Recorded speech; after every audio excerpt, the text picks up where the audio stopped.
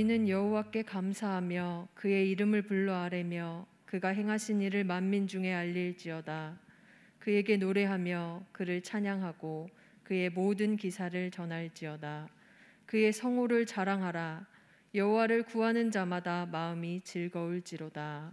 아멘.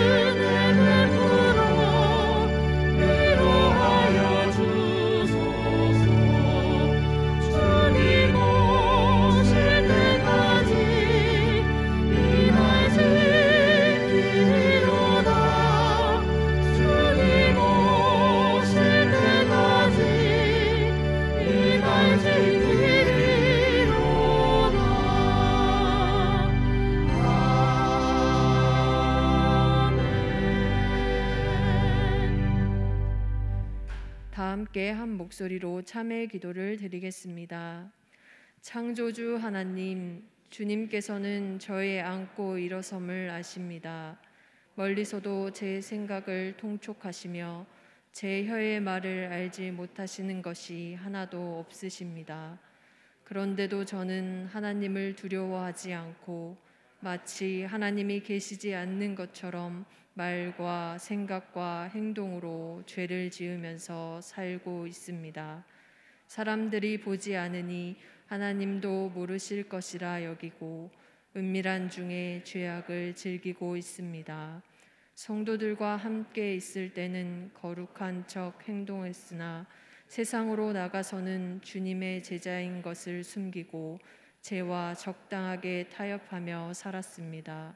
수치의 거품을 뿜는 바다같이 저는 회개하였으면서도 같은 죄를 반복하고 있습니다. 자비하신 주님, 제가 행하는 이 모든 죄와 허물을 용서해 주옵소서. 예수님의 이름으로 이 고백의 기도를 드립니다. 아멘. 죄사함의 말씀을 들으십시오. 내가 높고 거룩한 곳에 있으며 또한 통회하고 마음이 겸손한 자와 함께 있나니 이는 겸손한 자의 영을 소생시키며 통회하는 자의 마음을 소생시키려 함이라. 아멘.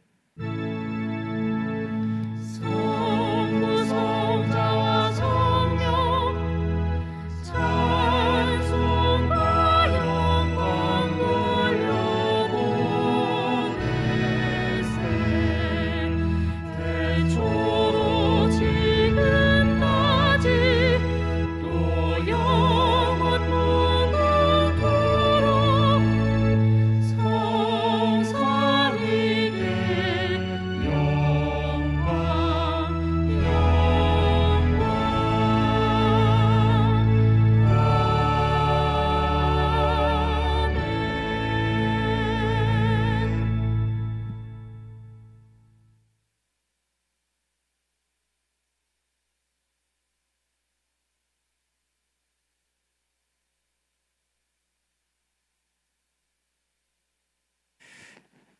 하나님 아버지,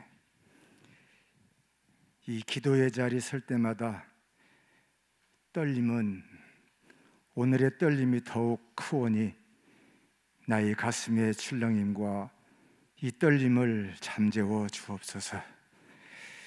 성경을 보니 너는 내일 일을 자랑하지 말고 하루 동안에 무슨 일이 일어날지 내가 알 수 없음이니라 하셨습니다. 한치 앞도 볼 수 없고 알 수 없는 우리를 불쌍히 여기시며 바라보시고 말씀하시기를 내가 너를 사랑하노라, 내가 너를 만나기를 바라노라 하시기에 오늘 주님의 날 아버지에 왔사오니 영광 올려드리오니 만나주시고 말씀으로 은혜와 진리가 충만하게 하옵시고 하나님 아버지를 날아가는 지식이 풍성하게 하옵소서. 여호와 하나님 감사합니다. 이 나라와 이 백성들에게 큰 은혜를 베푸시고 길을 걸을 때나 교제할 때에 마스크를 벗어버리고 코로나로부터 자유하게 하셨으니 감사를 드립니다. 다시 회복의 은혜를 주셨사오니 사랑과 섬김을 통하여 영생의 삶을 살게 하옵시고 코로나 전 예배 때와 같이 온 성도들이 한자리에 모여 예배와 어울림 예배를 마음을 다하고 정성을 다하여 아버지께 경배와 찬양을 드릴 수 있도록 허락하여 주시옵소서. 그러므로 이 풍성한 계절 수확의 계절에 30배, 60배, 100배의 복을 내려주시사 천국잔치에 참여하고 누리게 하옵기를 간절히 기도하옵니다. 하나님 아버지께서 목자로 세우신 담임 목사의 건강을 지켜주시고 온전하게 하여 주셨사오니 감사를 드립니다. 이 시간 아버지의 말씀을 전하고 선포하실 때에 모든 성도는 듣고 아멘 할 것이며 순종으로 말미암아 세상의 빛으로 소금으로 그 사명 다하기를 간절히 원하옵나니 삼위일체이신 하나님께서 도우시고 인도하여 주옵소서. 믿음 없이는 아버지를 기쁘게 할 수 없다 하셨사오니 오늘 말씀을 들음으로 증거가 되고 실상이 되게 하옵고 아버지의 마음을 시원하게 하는 예배요 찬양이기를 간절히 바랍니다. 특별히 할렐루야 찬양으로 청하며 온 성도의 가슴이 뜨거워지고 마음의 기쁨이 넘쳐 흐르게 하옵소서. 감사와 영광 올려드리오며 예수님의 이름으로 기도를 드렸나이다. 아멘.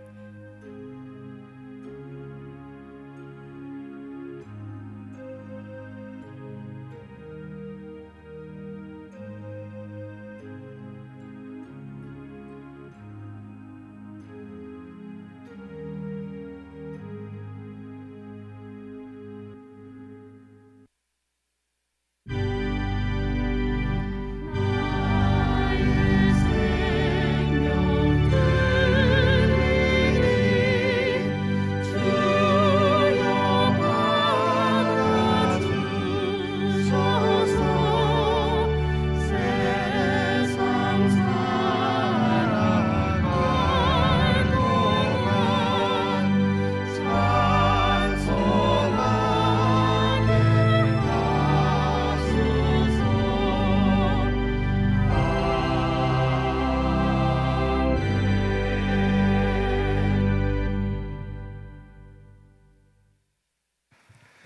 이 시간 하나님 앞에 우리의 정성을 다하여 믿음으로 10의 1조를 드리고 또 감사로 영광 돌리며 하나님 나라 사업에 동참하는 은혜를 주심 감사하며 건축 예물과 선교 예물로 드리며 우리의 각양 기도의 제목, 삶의 문제들로 하나님 앞에 아뢰며 기도의 예물을 드리며 또 이 시간 하나님께서 우리의 삶의 가장 우선되심을 고백하는 주일 예배로 우리의 몸과 마음 시간을 드립니다.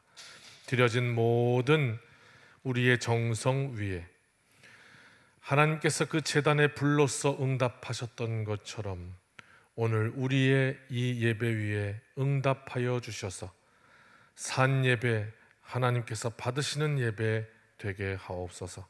예수님의 이름으로 기도합니다. 아멘.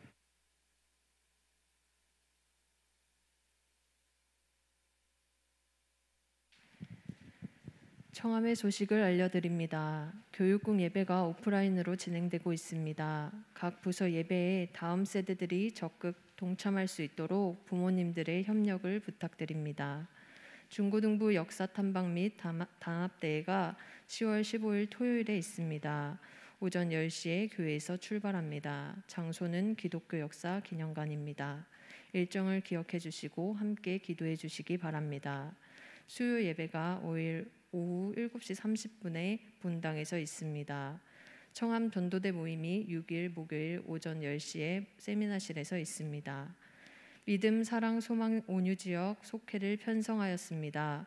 10월부터 편성된 속회로 드리며 적극 참여하여 더불어 영적으로 성장하시기 바랍니다. 별지로 준비된 편성표를 참고해 주시고 잘못 기재되었거나 누락된 성도는 사무실로 문의해 주시기 바랍니다. 어울림 예배 찬양단 보컬을 모집합니다. 찬양단으로 헌신하실 성도는 사무실로 문의 및 신청해 주시기 바랍니다.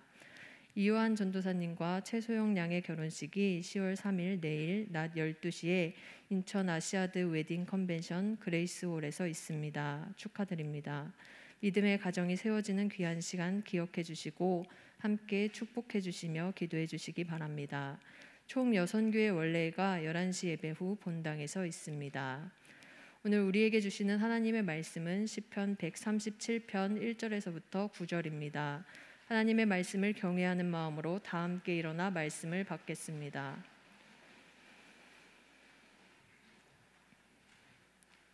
우리가 바벨론의 여러 강변 거기에 앉아서 시온을 기억하며 울었도다. 그 중에 버드나무에 우리가 우리의 수금을 걸었나니 이는 우리를 사로잡은 자가 거기서 우리에게 노래를 청하며 우리를 황폐하게 한 자가 기쁨을 청하고 자기들을 위하여 시온의 노래 중 하나를 노래하라 함이로다. 우리가 이방 땅에서 어찌 여호와의 노래를 부를까? 예루살렘아, 내가 너를 잊을진대 내 오른손이 그의 재주를 잊을지로다. 내가 예루살렘을 기억하지 아니하거나 내가 가장 즐거워하는 것보다 더 즐거워하지 아니할진대 내 혀가 내 입천장에 붙들지로다. 여호와여, 예루살렘이 멸망하던 날을 기억하시고 에돔 자손을 치소서. 그들의 말이 헐어버리라 헐어버리라 그 기초까지 헐어버리라 하였나이다. 멸망할 딸 바벨로나, 내가 우리에게 행한 대로 내게 갚는 자가 복이 있으리로다. 내 어린 것들을 바위에 메어치는 자는 복이 있으리로다. 아멘.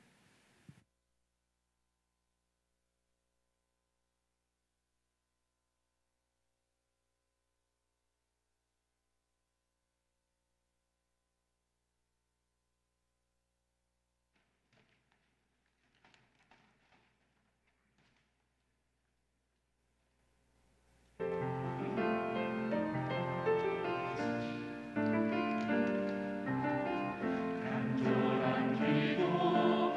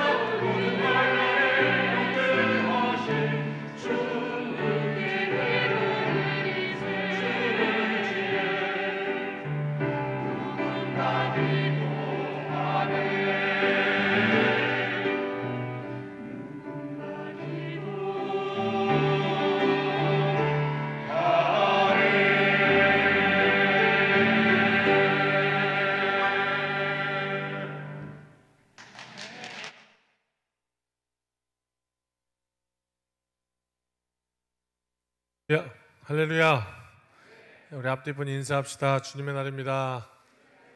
축복합니다. 잘 오셨습니다. 반갑습니다.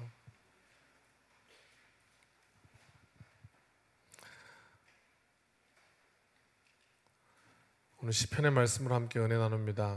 이 말씀을 제가 선포한다는 건 말씀 여러분에게 전하는 거죠. 여기 있는 말씀 그대로 전하면 그 말씀의 출처가 하나님이시므로 하나님께서 역사하셔서 우리 모두의 삶 가운데 구체적으로 일하시는 그 하나님의 소식이 각 개인마다 넘쳐나시기를 축복합니다. 이제 여러 가지 교회들이 이제 교회가 다시 회복되기 위한 몸부림을 치고 있습니다. 이제 속회도 편성도 하였고 지난 월삭 때도 나눴지만 우리가 다시 성전을 재건하라, 다시 회복하고 시작하려고 하면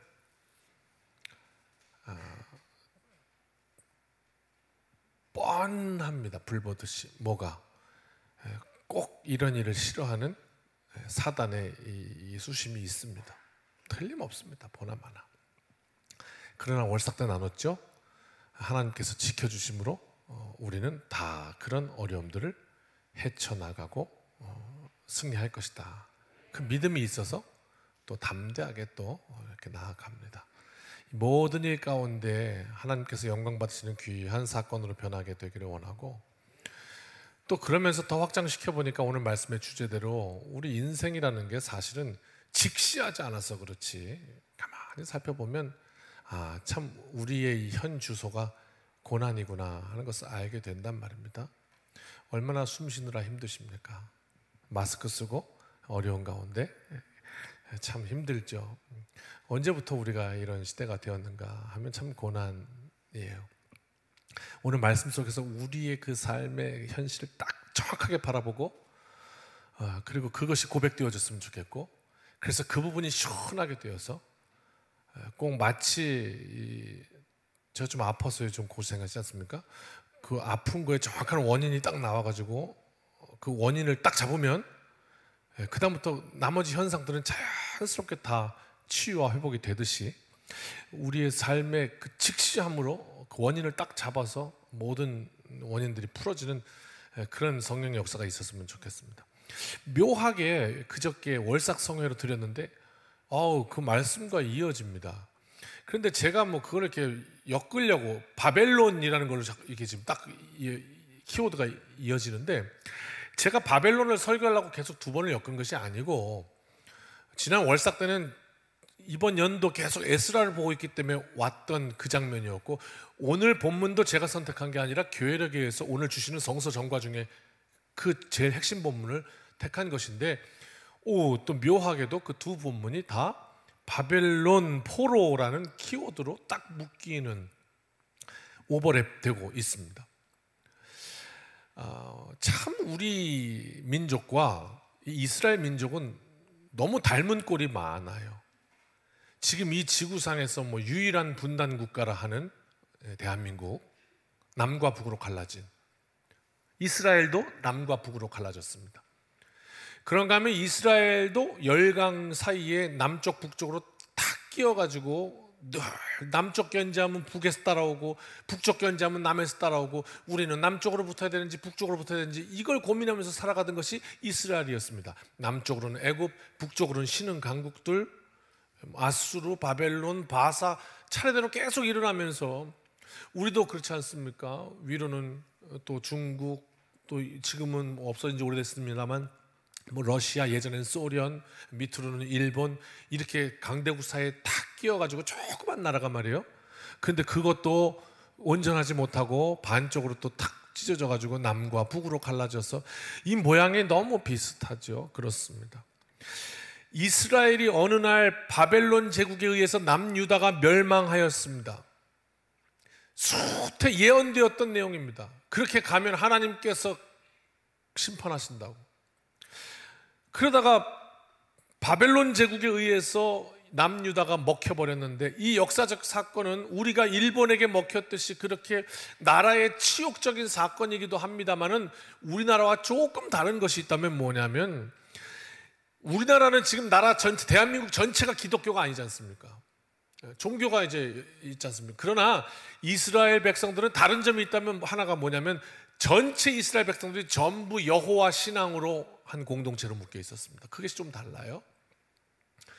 그러니까 나라를 뺏겼다는 것이 단지 국권을 상실했다, 주권을 상실했다, 이 문제를 더 뛰어넘어서 그 삶을, 그 이스라엘 백성들을 딱 지탱하고 있던 가장 그 기초, 뿌리였던 여호와 신앙, 그거를 흔드는 일이었습니다. 그러니까 재난인 것이죠. 큰 재난. 왜? 바벨론 포로로 끌려가니까 예배 드리고 싶어도 예배 드릴 수가 없고, 모이고 싶어도 모일 수가 없고, 기도하고 싶어도 니들 기도하면 사자굴에 집어넣어 버린다, 풀무불에 집어넣어 버린다, 기도도 할 수 없고, 여호와라는 말도 할 수 없고, 이런 시대가 되어버린 거예요. 그러니까 그 시대 속에서 살아가면서 백성들이 어떻게 하면 좋습니까? 더 간곡해지고 신앙이 더 간절해지고, 예전 종교 탄압 시대에는 뭐 지하 땅굴로 들어가서 막 예배하고 그런 시대도 있었잖아요. 쿰란. 근데 그게 아니라 이 백성들이 자꾸 또 바벨론에서 그냥 태어난 아이들도 있고 뭐 세대가 바뀌기도 하고 하면서 점점 신앙이 그냥 이게 신앙인가 보다 그러면서 그냥 퍼져버리는 거예요. 신앙이 와해되는 거라고, 무너져 버리는 거라고요. 언제 어디서부터 잘못됐는지도 모르게. 재앙이란 말입니다. 재난이란 말이죠. 이 말씀을 오늘 우리에게 주시면서 코로나를 지금 지나가고 있는 이 시대 속에 우리도 너무나 비슷한 경험을 하지 않아요? 예배 드리고 싶어도 드릴 수가 없고, 교회를 가고 싶어도, 기도하러 가고 싶어도 갈 수가 없고, 문을 닫아야 하는 상황이 벌어지고, 문을 열고 기도했다가 거기서부터 코로나가 퍼졌다고 그래가지고 온 사회적으로 욕을 먹고, 마치 바벨론이 이스라엘을 핍박하듯 교회는 그런 존재가 되어버리고, 이런 어떤 흐름들을 가만히 보면서 이거 영적인 흐름은 뭘까 이렇게 생각해 보면 말입니다. 지금 코로나 이 시국이 나라 전체가 바벨론의 포로로 끌려가는, 우리가 뭐 이렇게 강대국에게 전체 국민들이 다 포로로 끌려가는 이런 극심한 재앙은 아닐지라도 신앙적인 차원에서 보면 맘먹을 만하다 싶을 정도로 이 코로나는 우리의 신앙을 통째로 흔들 만한 그만한 파워가 있는 재앙인 것입니다. 재난인 거죠. 그렇게 볼 수 있겠습니다. 그러면 이스라엘이 도대체 어디서부터 그 뿌리가 막 흔들렸는가? 미가서 3장 11절을 보면 이런 말씀이 나옵니다. 이스라엘이 먹히기 전에, 멸망하기 전에 선지자들과 예언자들이 계속해서 하나님의 뜻을 말하고 경고했던 내용인데요.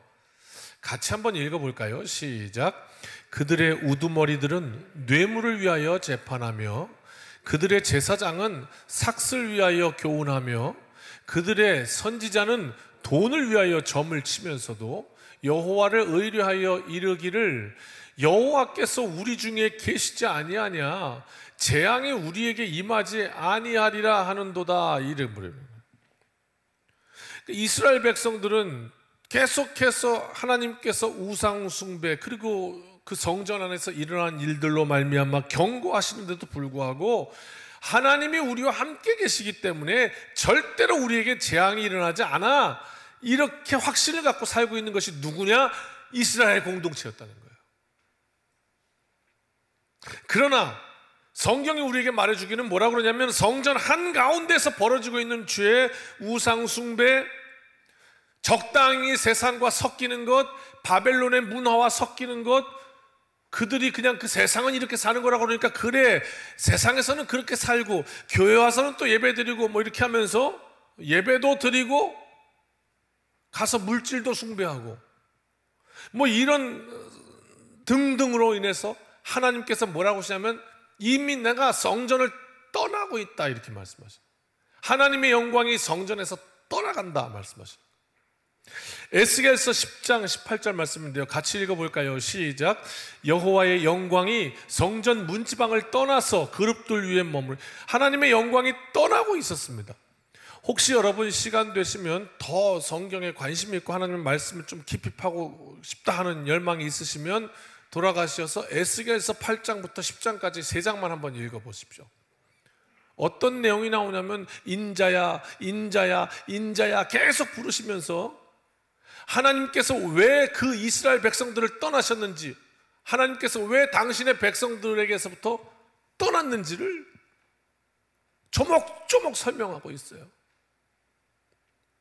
말씀하시는 거 너무너무 가슴이 아프니까. 그런데 아무리 그렇게 말해도 듣질 않았습니다. 그래서 결국은 이스라엘 백성들의 여호와께서 함께 계시니 절대로 우리는 재앙을 입지 않을 거다라는 그 확신은 정말 위대한 착각이 되었던 것이죠. 그래서 어느 날 바벨론에 의해서 그냥 처절하게 먹히고 말았습니다. 그리고 나니까 이 바벨론 문화 가운데로 쑥 들어가니까 저는 오늘 이 말씀으로 지금 우리가 살아가고 있는 미처 보지 못하던 것들을 영적인 눈을 딱 열어서 지금 한번 보자는 거예요. 우리가 살고 있는 지금 남동구 한번 보자는 거예요. 인천 한번 보자는 거예요. 대한민국 한번 보자는 거죠. 바벨론에 있던 그 사람들의 이 말씀을 보면서 오늘 우리는 어떤가 한번 대보라는 거죠.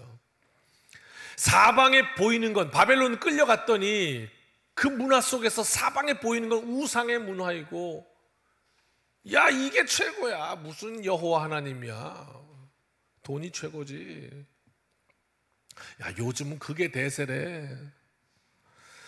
그리고 그들을 유혹하는 건 여호와 하나님이 아니라 바벨론의 종교였고 우상이었고요. 여러 군데서 들리는 건 하나님을 찬송하는 찬송 소리가 아니라 바벨론의 노래들로 가득하였습니다. 바벨론 땅의 유다 백성들은 그러한 처절한 상황 속에서 그러면 어떻게 살아야 할까요? 상황은 그렇단 말입니다. 그러면 어떻게 살아야 될까요? 오늘 우리는 2022년을 살아가는 우리는 오늘 이 어려운 시국, 참 신앙 지키기 어려운 시대를 살고 있는데 우리는 어떻게 살아야 할까요? 한번 봐야지. 그냥 모른 척하고 눈을 감아버리면 나도 모르는 사이에 다 무너질 수도 있지 않습니까? 옛날 초나라의 용맹한 장수였던 유명한 항우가 한나라와의 전투에서 궁지에 몰린 상황 속에서 가만히 들어보니 사방에서 자기 나라 노래, 초나라의 노래, 초가가 들려오기 시작합니다. 이게 무슨 상황인가 그랬더니 내 나라의 군사들이 전부 저 한나라에 잡혀가지고 포로가 돼서 이 한나라 군인들이 이 포로들한테, 초나라 포로들한테 니네 나라 노래를 불러라 이렇게 하고 노래를 시킨 거예요. 그래갖고 포로들이 노래를 부르니까 그게 사방에서 초나라 노래가 들려오는 것이죠. 그 노래를 항우가 듣고 아이고 내 백성들이 전부 다 잡혔구나, 이제 끝났구나. 그래서 결국 거기서 자결했다는 이 역사, 거기서 나온 한자 성어가 사면초가인 것이죠. 사방에 초나라 노래로 가득했다. 지금 바벨론이 그런 상황인 거예요. 어딜 봐도 그리스도인으로서 살아갈 때 자부심도 있고 막 그래야 되는데, 야 이게 사면초가다. 사방에서 들려오는 세상의 노래들, 사방에서 바벨론의 문화와 종교 노래가 들려오는 상황, 이 시대의 거대한 우상 앞에서 우리가 어떻게 살아야 하죠? 오늘 본문 말씀은 이렇게 말씀을 드려줍니다. 첫 번째 덩어리입니다. 1절부터 3절까지 같이 한번 차근차근 읽어봅시다. 시작. 우리가 바벨론의 여러 강변 거기에 앉아서 시온을 기억하며 울었도다. 2절.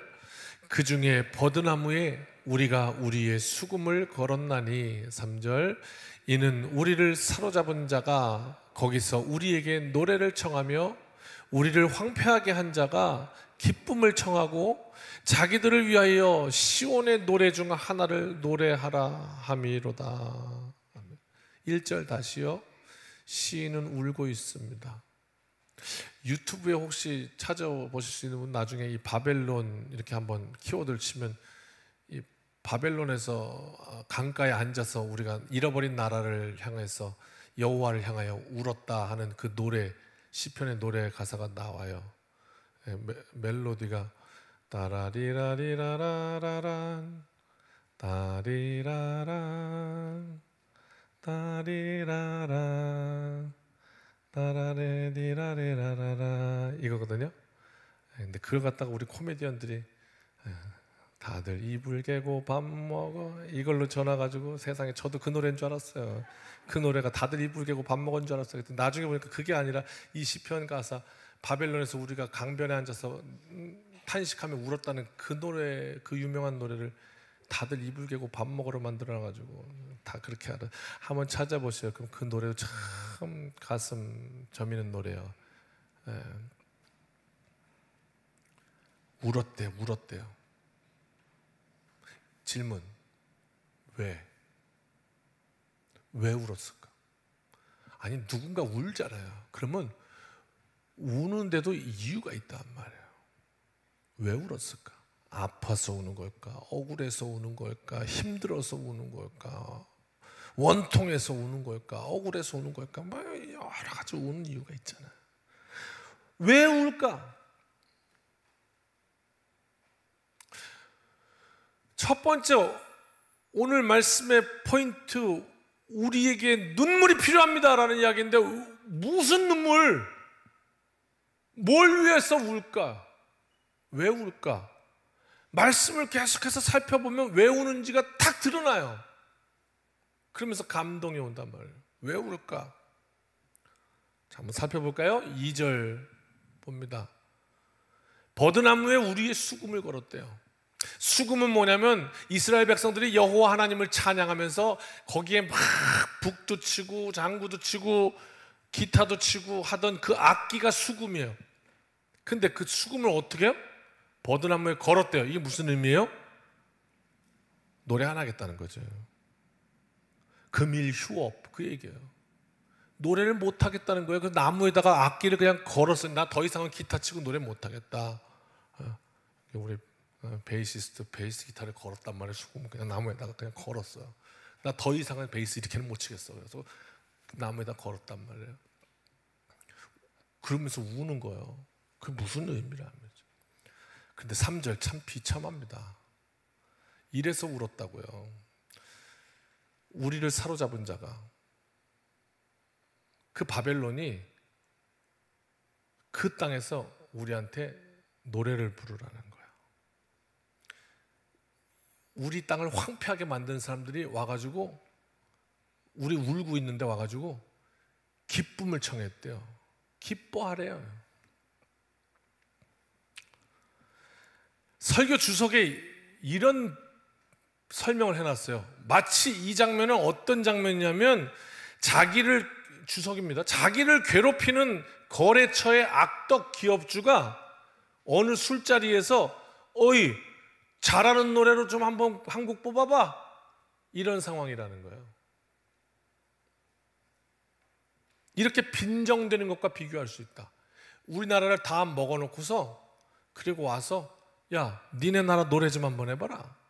포로에게 초가를 부르게 했던 것처럼 그런 상황이라는 거예요. 무슨 얘기예요? 이스라엘 백성의 정체성이었던 여호와의 신앙, 그걸 조롱하는 거예요. 니네가 믿던 그 신앙 아니냐? 그거 한번 좀 불러봐. 내가 그 노래에 맞춰서 춤 좀 한번 춰볼게, 이런 이야기예요. 그래서 어떻게 했다는 거예요? 기타를 나무에 걸었다는 거예요. 할 수 없다고. 그런 장면입니다. 마치 우리가 일본의 식민지가 돼서 나라를 잃고 막 울 때 그 일본인들이 와가지고 왜 울어? 이 조선 것들아, 너희들이 대일본 제국의 백성이 된 것을 기뻐해라 이놈들아, 이런 말과 비슷한 거예요. 얼마나 수치스럽냐고. 그 상황 속에서 이스라엘 백성들이 울었던 울음, 우리가 강변에 앉아 시온을 생각하며 울었다. 이 애통의 본질은 뭘까요? 주님은 애통하는 자가 복이 있다 하셨습니다. 왜? 그들이 위로를 받을 것이라고.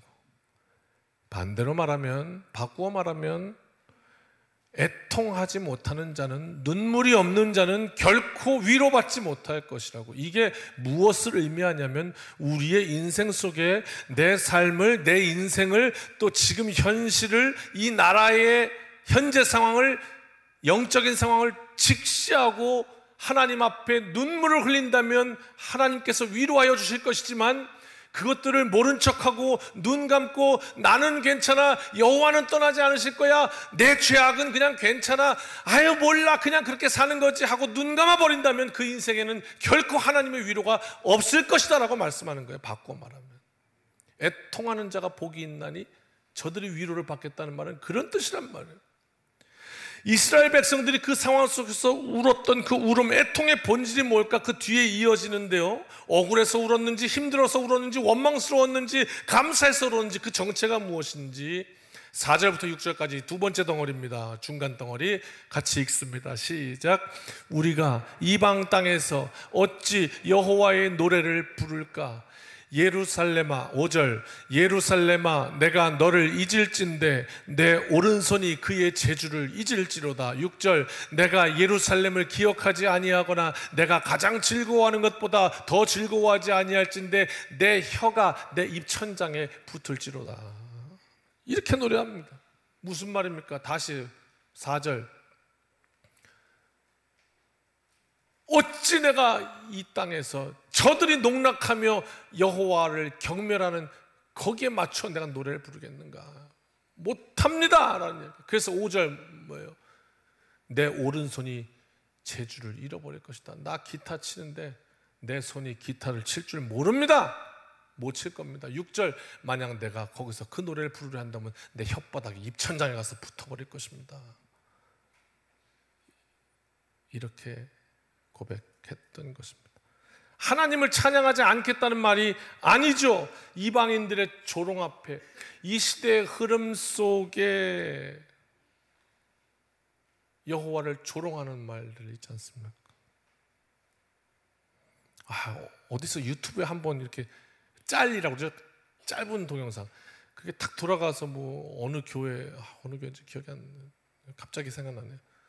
그 뭐 삼성전자 뭐 부장님의 고백 뭐 그러면서 뭐 하나 간증이 있대요. 자기가 부장일 때 뭐 이렇게 오늘 야근해야 돼, 그런데 제일 말 안 듣는 것들이 교회 다니는 것들이라고.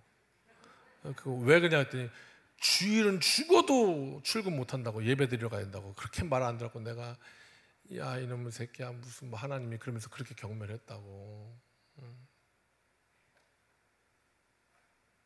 그때 어떻게 해야 돼? 그 부장님에게 맞습니다. 부장님이 맞습니다. 그럼요, 회사가 먼저 일해야지 이쁨 받죠. 아니 바벨론에서 바벨론 포로들이 야 니네 노래 불러봐라 그러면 여호와를 찬양하던 노래를 바벨론의 구미에 맞게 웃기게 해가지고 막 하나님이 경멸 받든 말든 그렇게 해야지 그들이 깔깔깔깔 웃으면서 고기라도 한 덩이 더 줄 거 아니에요. 그럴 수 없다는 말이었어요. 그래서 어떻게 얘기하냐, 만약에 내가 그렇다고 하면 난 손에 재주가 없어요. 잃어버렸습니다. 내가 그렇게 노래하려고 한다면 내 이 혓바닥에 입천장에 붙었습니다. 이렇게 말합니다. 이거 어떻게, 아니 죽으려고 각오한 거 아니에요? 어떻게 되려고 그렇게 말했다가? 그렇지 않습니까? 그래 일로 와봐, 내가 진짜 붙여줄게, 그럴 거 아닙니까? 이런 말입니다. 이방인들의 조롱 앞에 그 신앙마저, 우리의 가장 그 밑바닥에 있는 그 기초마저 무너질 수 없습니다. 더 나아가면 이런 말입니다. 내 신앙, 그리고 우리의 선조들, 할아버지 할머니들, 이스라엘 백성들의 얘기입니다. 수없이 선지자와 예언자들이 말해서 잘못됐다고 돌아오라고, 그렇게 살면 안 된다고, 하나님께서 노하신다고 그렇게 말했는데 듣지 않냐고, 계속해서 여호와께서 우리와 함께 하시니 우리에겐 재앙이 일어나지 않을 거라고 그러면서 염려하지 말라고 그렇게 살았던 그 잘못된 신앙과 우상 숭배로 인해서 지금 이 지경이 돼서 나라를 잃어버리고 바벨론의 포로가 돼서 사면초가의 상황이 되었지만은, 마치 신약 성경의 어린 계집종 앞에서 나는 그를 모르고 나는 예수를 모르고 하고 3번이나 부인했던 베드로처럼 그렇게 비참하게 바벨론 사람들 앞에서 그 웃고 떠들음을 위해서 하나님을 찬양하던 그 노래를 그렇게 웃기게 부를 수 없습니다 하는 비장한 외침인 거죠. 차라리 내 목을 베어 가시오, 내 혀를 뽑으시오, 내 손을 자르시오, 그런 이야기였던 거죠. 마치 일제시대에 신사참배를 요구했던, 니들의 하나님이 어딨냐, 이 나라를 일본이 먹었는데 일본의 천황이 하나님이시지, 절하라! 그 앞에 절하면 되잖아요. 그냥 그럼 잘했다 그러고 칭찬받고 초콜릿 하나 먹을 거 아니에요. 근데 마지막 남은 내 그 신앙을 포기할 수 없습니다. 하나님을 향한 그 경배를 포기할 수 없습니다. 차라리 내 목을 베시오. 그리고 그 모든 고초의 길을 목숨 걸고 걸어갔던 주기철 목사님 신앙의 모습, 이런 것 아닙니까? 이 목숨을 담보로 하는 고백을 듣고 나면 이제 이 사람들이 바벨론 강가에서 왜 시온을 향해서 울었는지가 서서히 드러납니다. 그 눈물의 정체가 자기의 죄를 직시하면서 울었던 것이고, 더 나아가서 내 민족의 죄를 생각하면서 울었던 거야. 왜 내가 하나님을 떠나서요? 왜 이 민족이 하나님을 떠나서 그냥 가슴을 치며 울었던 거죠.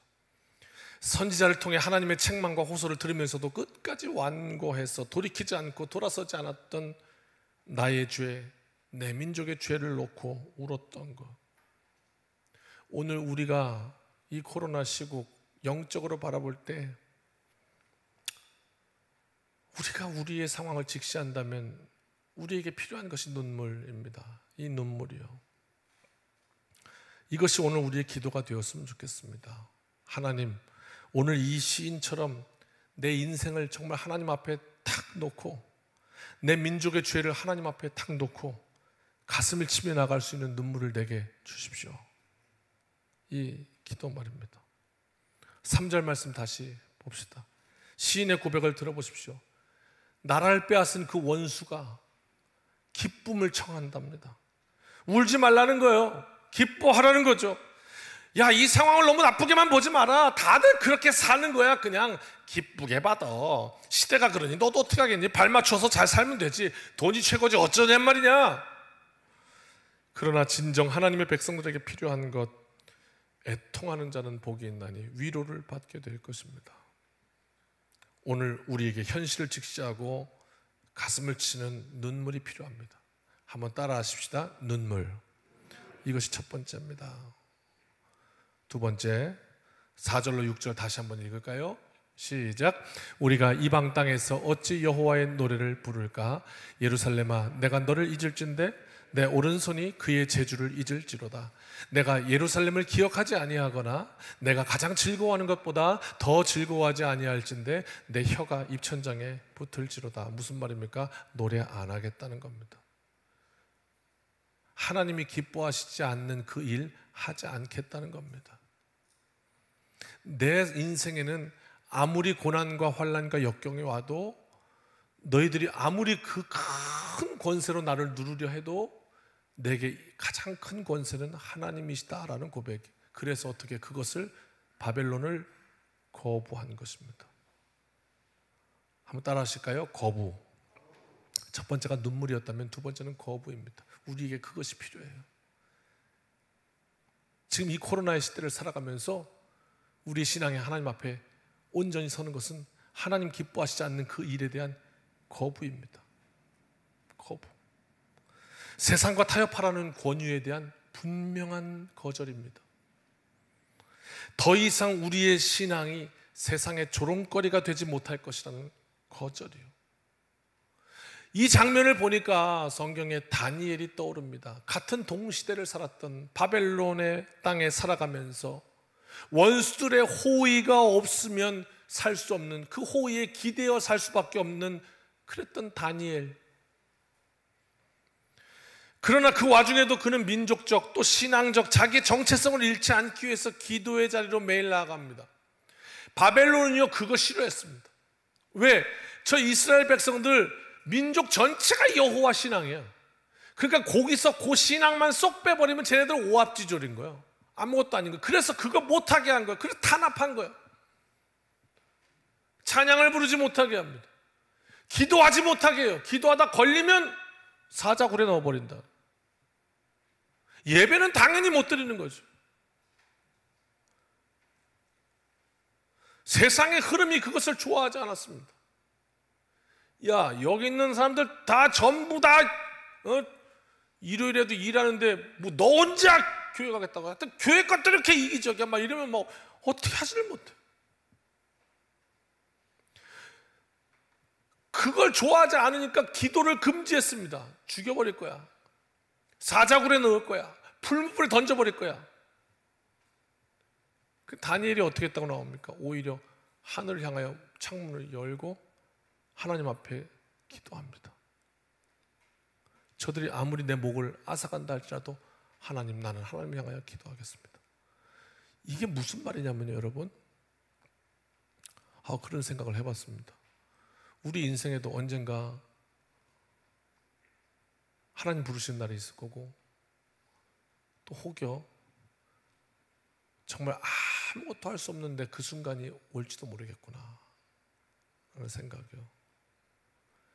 그런데 그 마지막 순간까지 내 힘으로 할 수 있는 하나님을 향한 행위, 그것이 기도였구나.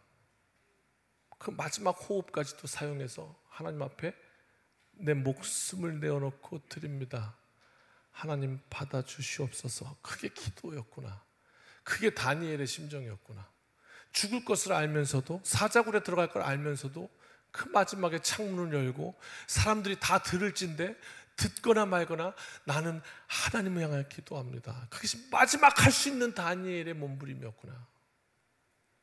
그게 기도였습니다. 바로 세상의 어떤 상황 가운데서도 무너지지 아니하고 하나님을 하나님으로 고백하는 일, 세상을 향한 거부였습니다. 거절이었어요. 기도하면 죽일 거야? 기도하지 마. 나는 그렇게 할 수 없습니다. 바벨론에서 네 시온의 노래를 한번 불러봐라 할 때 난 그렇게 할 수 없습니다. 내 손이 말을 듣지 않습니다. 내 혀가 붙을 것입니다 했던 거절과 마찬가지로 말입니다. 하나님이 기뻐하시지 않는 일에 대한 거부, 오늘 우리에게 이 거부가 필요해요. 이 거절의 능력이 필요합니다. 헤아릴 수 없는 놀라운 능력과 용기가 성령님을 통해 우리 모두에게 공급되어 주시기를 주님의 이름으로 축복합니다. 첫 번째는 눈물이 필요하다 했습니다. 두 번째는 거절이 필요하다 했습니다. 그리고 마지막 세 번째 한번 따라 하실까요? 탄식이 필요합니다. 목사님, 뭐 앞에는 눈물이라고 했는데 눈물 우는 거나 뭐 탄식이나 뭐 그거 똑같은 말 아닙니까? 어떤 의미인지 한번 들어보십시오. 마지막, 오늘 본문의 마지막 덩이 7, 8, 9절입니다. 같이 읽읍시다. 시작. 여호와여, 예루살렘이 멸망하던 날을 기억하시고 에돔 자손을 치소서. 그들의 말이 헐어버리라 그 기초까지 헐어버리라 하였나이다. 멸망할 딸 바벨론아, 네가 우리에게 행한 대로 네게 갚는 자가 복이 있으리로다. 내 어린 것들을 바위 위에 메어 치는 자는 복이 있으리로다. 이 마지막 기도를 들으면요, 하나님의 백성이라고는 차마 말하기 힘들 정도로 너무 험악합니다. 거칠어요. 예수 믿는 사람이 어떻게 욕을 하니? 막 거칠어요. 예수 믿는 사람이 어떻게 고상하게 말을 해야지 기도를 해도 하나님 앞에 거룩하게, 거룩하신 아버지 하나님, 저를 괴롭히는 원수가 있사올진데, 막 아내는 그 사람 생각만 해도 막 비틀어버리고 싶은데, 그는 다 내가 예수 믿는 사람이 어디 점잖게 기도를 해야지 그러고 말해요. 근데 아니잖아요. 하나님은 내 있는 모습 그대로, 그렇잖아요. 우리를 관통하신다 했는데 그게 뭐냐? 탄식이에요.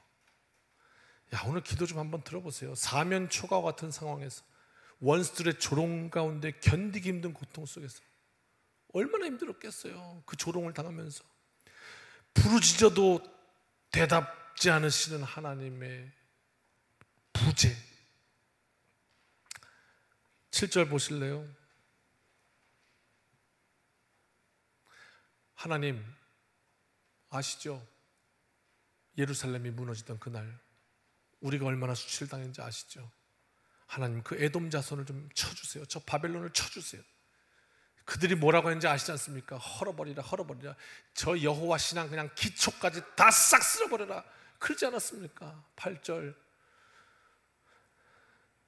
멸망할 놈들 바벨론아, 너희들이 내 민족에게, 나에게, 우리 가족에게 어떻게 했는지 니들도 그대로 받을 거야. 그렇게 행하는 그 사람이 복이 있을 거야. 이렇게 저주를 하죠. 9절 이건 어떻게 상상조차. 네 어린 것들을 바위에 맺힌 자 몸이 죽인다는 거 아니야. 그 사람들이 복이 있을 거라고 이렇게 험악한 말을 막 뱉어냅니다. 나의 내면에 있는 추하고 더러운 감정까지도 그냥 다 토해내며 하나님 앞에 부르짖는 탄식. 이 탄식은요, 우리의 인생이 아마 인생 가운데 더 밑바닥은 없을 거야 하는 가장 그 어려운 순간에도 우리를 하나님으로부터 등지게 하고 하나님을 떠나게 하지 아니하고 마지막까지도 우리를 하나님께 가까이 나아가게 하는 그 한 걸음, 그것이 탄식입니다. 우리가 잘 되고 승리하고 좋은 일이 있고 할 때 하나님 앞에 막 승리의 노래를 부르고 하는 그것을 찬송이라, 그 기도를 찬송이라 한다면, 그 하나님의 임재 가운데 충만해서 막 하는 것을 찬송이라 한다면, 하나님의 부재 가운데 하나님 어디 계신 겁니까? 하는 그 상황 속에서 우리가 내뱉을 수 있는 하나님을 향한 기도가 탄식인 거예요. 오늘 말씀의 제목, 고난을 은혜로 바꾸십시오 하였습니다.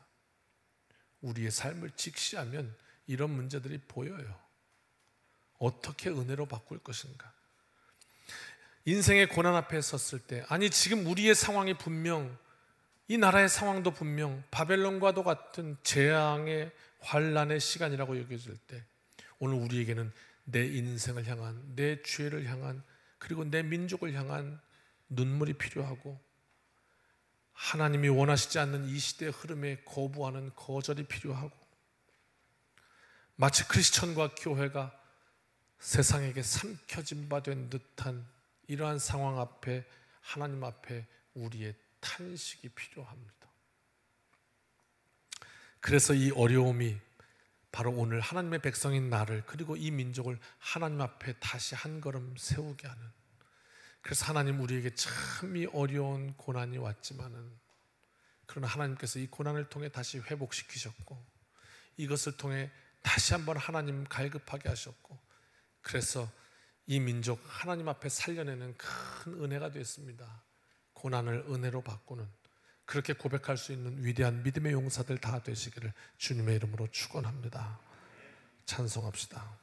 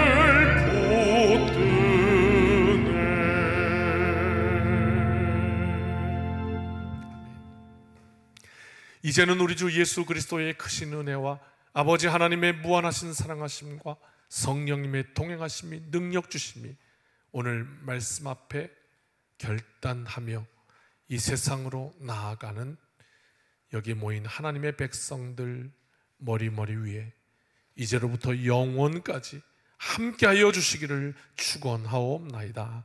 아멘.